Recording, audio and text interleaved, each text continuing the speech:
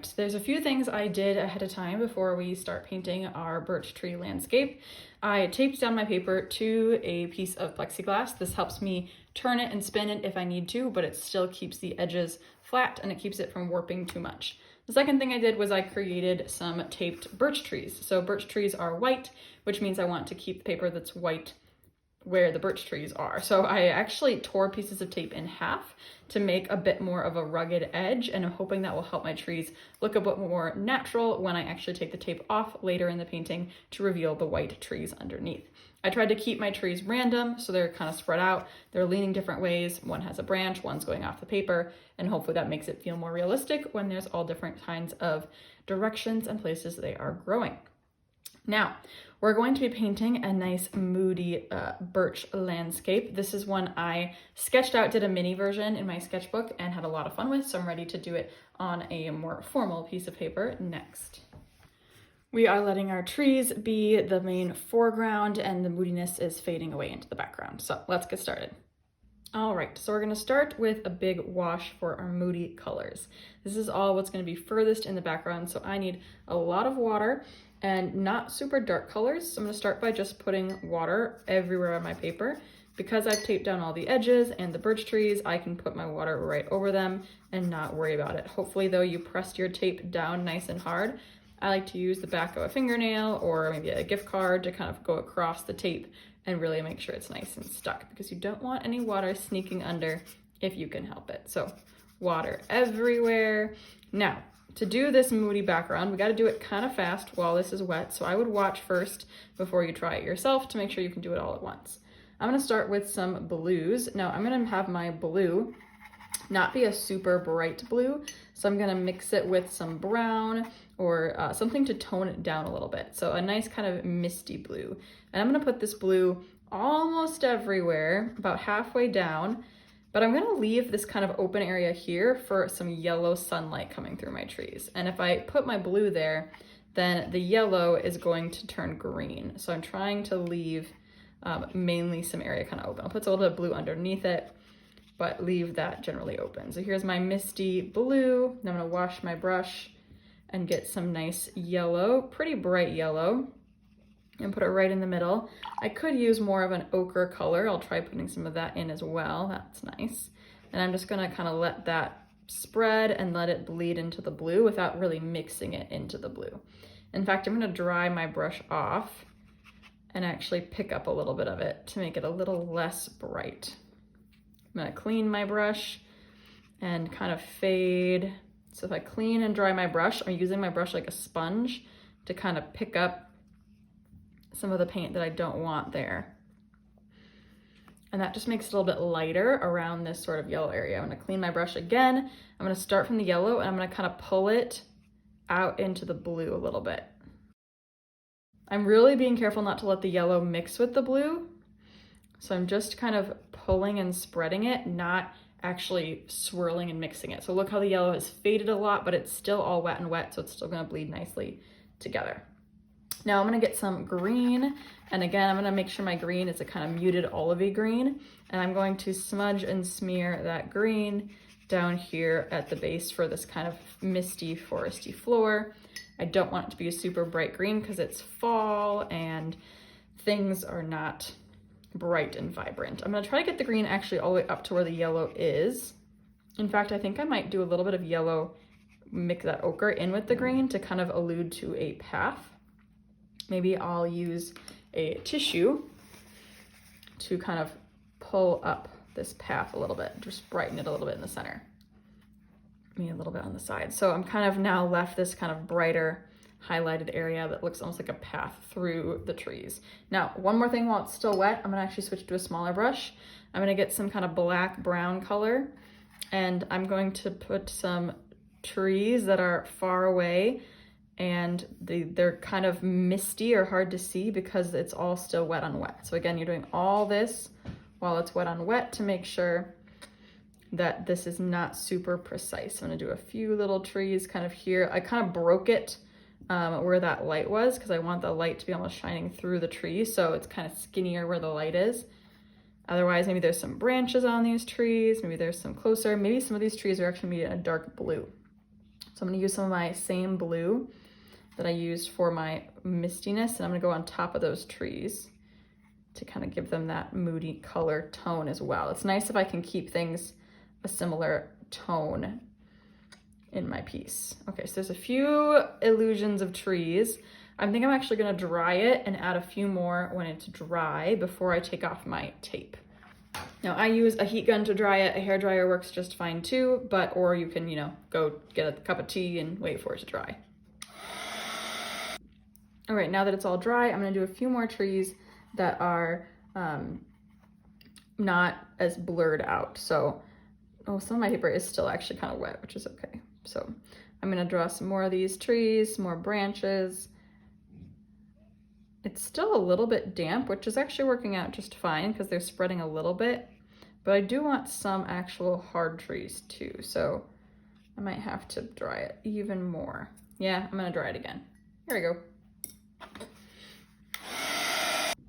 Okay, I really dried it this time. So let's see if this is gonna be enough. There we go. So the idea is I want some trees that are kind of a little bit closer to me in the foreground. I'm gonna try to keep a fairly watery paint so they're not super dark. And I'm gonna fade this one out actually a little bit because it's too dark. So we're still not making detailed trees. But what we're doing is because they're closer to us, they're more defined, as they have harder edges.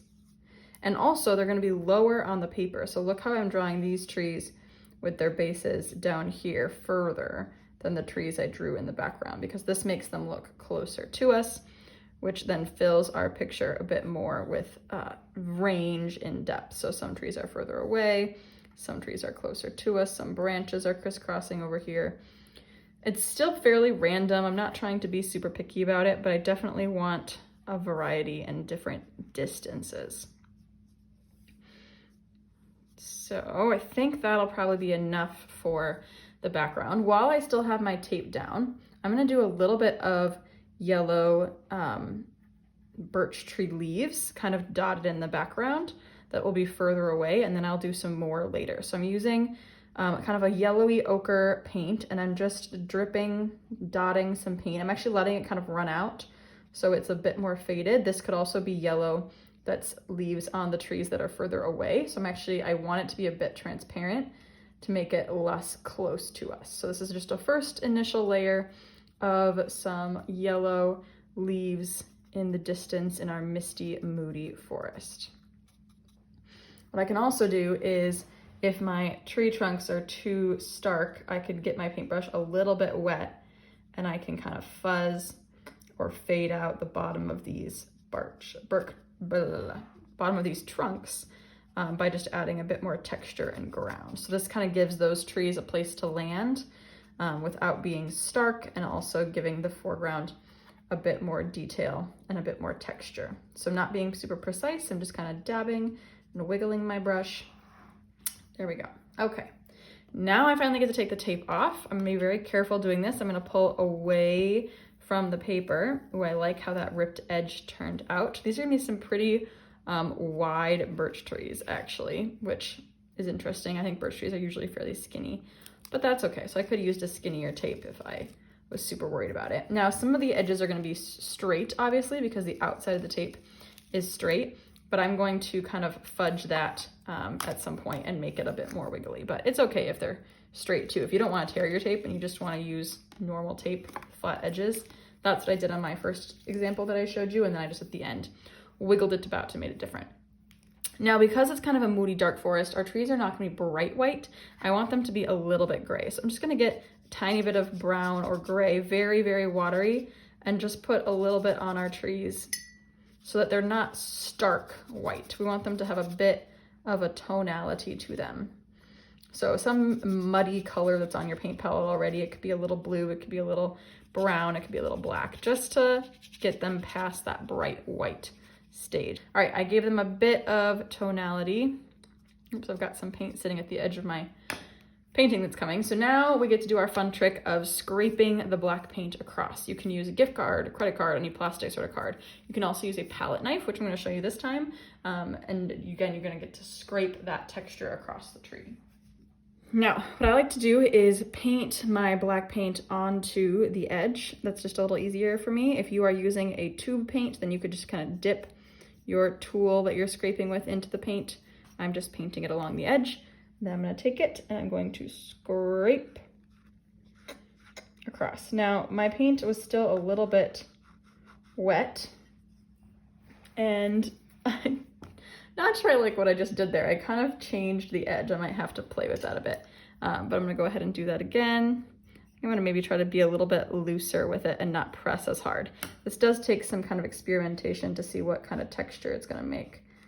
There, I like that one. And kind of wherever you start it, that will look like the edge of your tree. So also what I could do is I could paint it on in kind of groups or bunches, so it's not all there. See how it kind of came across in bunches? I like that. All we're doing is we're making those sort of dark textured bits. You could just kind of paint them on, but it's fun to have to lose some control and offer that up to the paint to do its job and just doing cool things.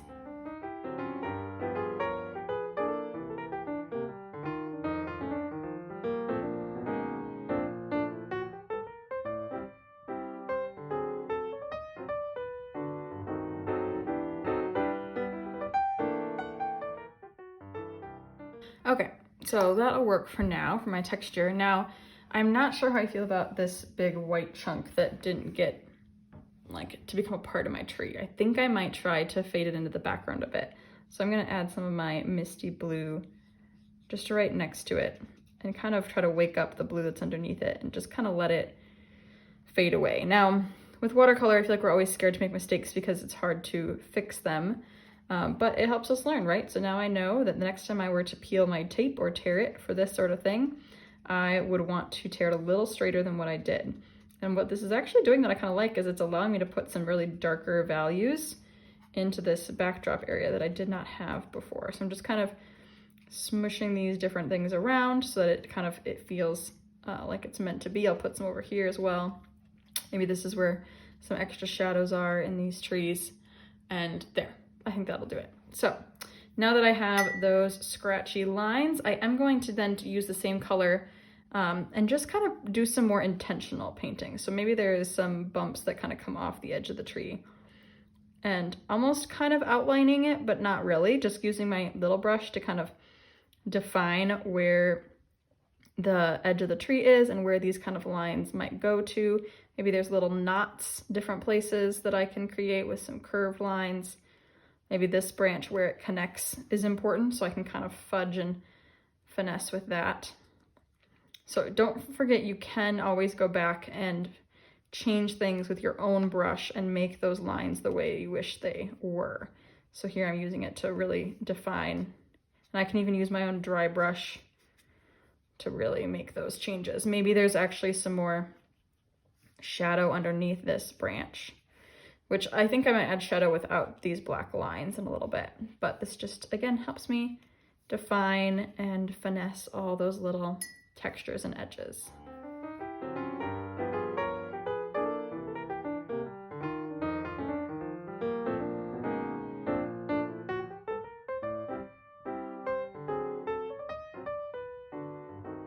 I like the way that looks. Now we're gonna add some more of our actual leaves. So I'm gonna wake up my kind of ochre color that I was using with a little bit of the brighter yellow, and I'm gonna dab that on top, not only on top of the stuff in the background, but this time overlapping some of my tree branches as well. So I don't wanna go overboard. Oftentimes, especially in the fall, you know, trees are sparse when it comes to leaves, but also the aspens and birches in general, you can oftentimes see the bark and the tree trunk.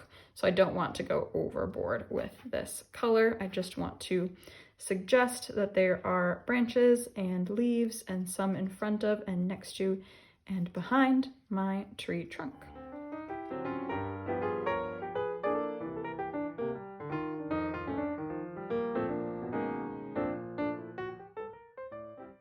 All right, I'm gonna dry this and see if there's anything else I wanna do before I call it done. Okay, the last thing I think I want to do is add a bit more shadow to the actual tree trunks themselves with a little bit of blue and brown, kind of watered down. I'm just going to loosely kind of push it over the top, kind of right in the middle.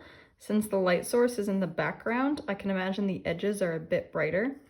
So I'm gonna let the edges be a bit darker and just very lightly, mostly water again, a little bit of blue and brown, just go right down the middle.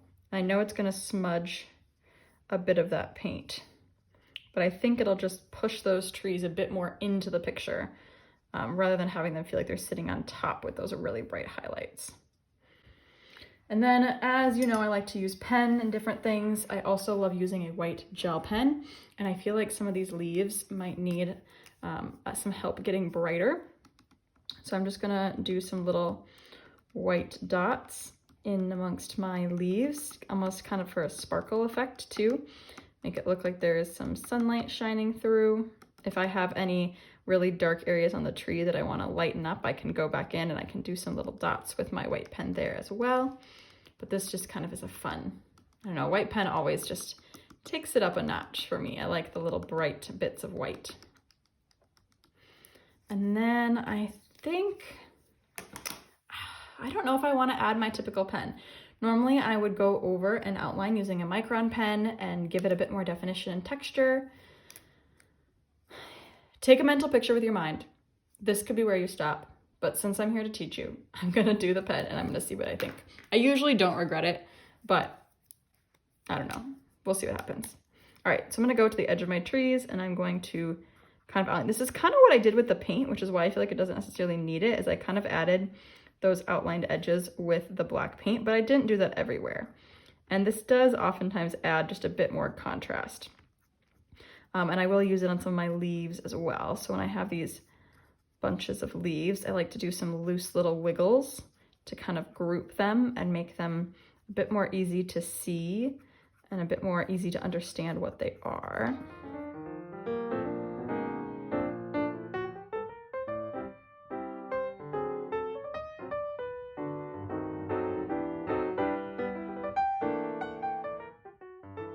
Okay, like usual, I don't regret it. I like how it looks. I like the extra pen that I added. I think it adds a bit more contrast, especially up in the leaves. It helps pull everything forward and push everything further away that's blurry. So now for the final tape peel reveal.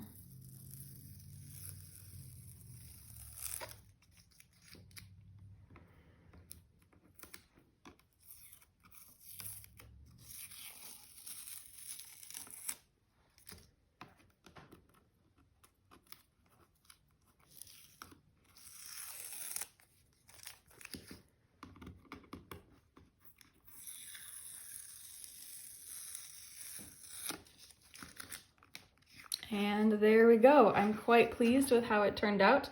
I like all the different colors and cool colors in the background with the warm yellow leaves.